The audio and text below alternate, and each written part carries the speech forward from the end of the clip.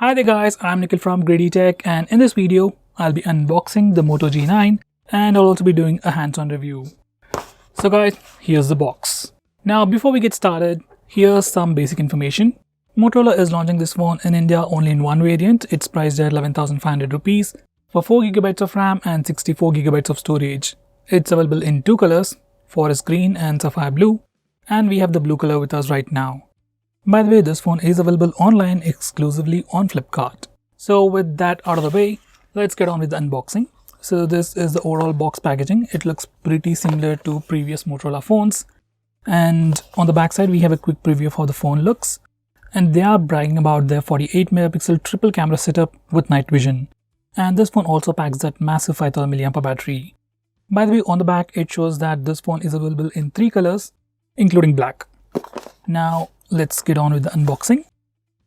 Now let's open it up. So at the top we have the phone itself. Let me just put that aside. By the way, it comes inside the case and this is how the blue color looks like. Pretty cool. Next we have a cardboard separator, some documentation and a SIM card ejector, followed by a 20 watts power adapter, not 18, it's a 20 watts power adapter, and finally a USB Type-C charging cable. So guys, these are all the contents of the box. There are no earphones as usual. Now let me just put everything aside. Now let me remove the phone from the case. By the way, this is just a soft silicone case, that's all. Let me just put that aside as well. So on the front, we have a sticker with some of the highlighting features, which I've just talked about. That's mainly the camera, battery and performance. Let me just peel the sticker off. Now this is how the phone looks on the back. You also got a sticker or a protective film for the cameras. So guys, now let's have a physical overview. On the back, this phone has a plastic back panel with a super mirror finish and it's a fingerprint magnet. It attracts a lot of smudges. And at the top, we have the triple camera setup along with a single LED flash, which by the way looks pretty huge. That's followed by the Moto Dimple, which also acts like a fingerprint scanner. On the front, you get a massive display with a dewdrop notch. Above the display, it has the regular earpiece. And below the display, it's completely plain and the chin is kinda big. Now for the sides. On the right side, it has the power button followed by volume buttons and a dedicated button for Google Assistant. These buttons are made of plastic. They have a clicky feel to them, but I wish they were slightly more elevated. At the top, it has a secondary microphone for noise cancellation and an audio jack. On the left side, it has a SIM card tray housing a nano SIM slot along with a hybrid SD card slot. So you can either use two nano SIMs or a nano SIM and an SD card, not all three at once. Finally, at the bottom, we have the primary microphone followed by the USB Type-C charging port and the speaker grill. Now this phone has a thickness of 9.18 mm and weighs 200 grams. Initial impressions, phone fits pretty comfortably in the hand. Yes, it is thick, but it is not too thick, it's still manageable. And as for the weight goes, it has a bit of weight to it, but it doesn't feel too heavy. And overall form factor, phone definitely looks pretty long. Now let's try out this case. And this is how the phone looks with the case on, and this case literally provides no protection whatsoever. There's absolutely no raised lip for the camera module, so no protection over there. There is a tiny bit of raised lip for the display, which is almost negligible. So overall, this case can give you some extra grip and prevent smudges, that's all, no protection whatsoever. By the way, with the case on, buttons are much more clickable and they are much more easy to trace. Now these are the complete specifications.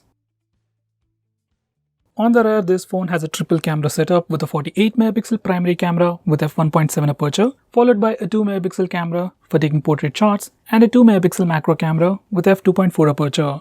On the front, you get an 8 megapixel camera with f2.2 aperture. On the front, you get a massive 6.5-inch IPS LCD display with 20:9 aspect ratio. Powering this device is a Snapdragon 662 processor with Adreno 610 GPU with 4GB of LPDDR4 RAM and 64GB of storage. Right out of the box, it will be running Android 10 and it's powered by a 5000 mAh battery, supports fast charging and comes with a 20 watts power adapter inside the box. So guys, those were all the complete specifications. Now let me turn on the phone and set it up and come back to you in a second.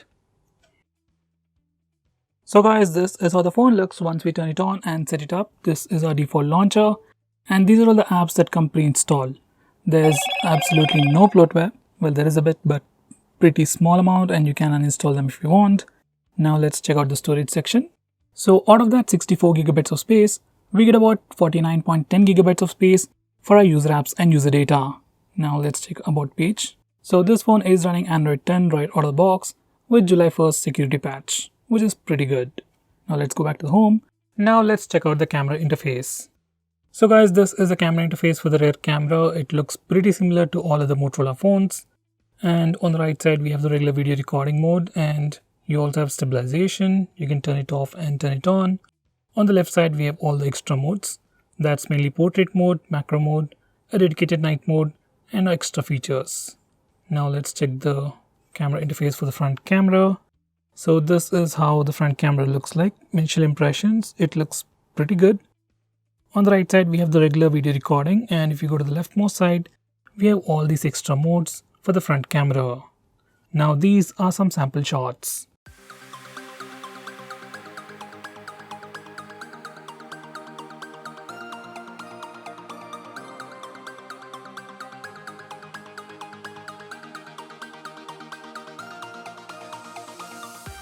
Now let's test the fingerprint scanner. I've already set it up, and here we go.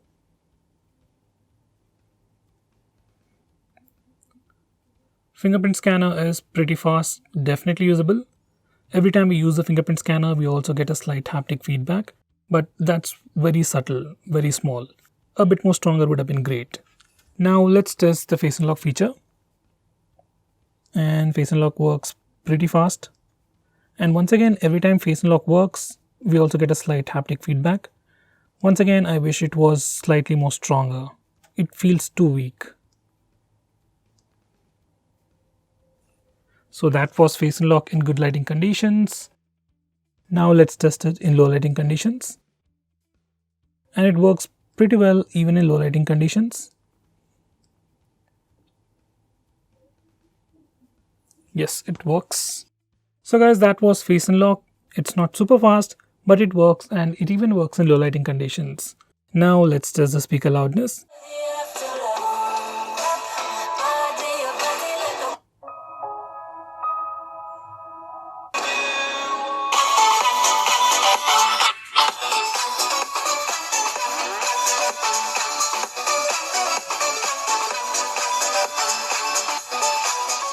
So guys, that was the audio sample. Overall speaker loudness on this phone is pretty good. It's great for ringtones and alarms, and pretty good even for media consumption. Now before I conclude, these are the benchmark scores. So guys, this is the new Moto G9. Well, it's a phone for people who are looking for pure stock Android experience with a massive battery, fast charging, and most importantly, a very smooth user experience. Especially if you like phones with pure stock Android, then this is something you should definitely consider. So guys, what do you think about this phone? Do you think this is going to be the best phone in this price segment? Do let me know by commenting below this video, and if you are planning to buy this phone, use the link in the description. It always helps the channel. If you want us to make any specific video, tweet out to us with the hashtag AskGreedyTech on Twitter, and we will try to make it as soon as possible. I am Nikhil from Greedy Tech signing off. Have a nice day.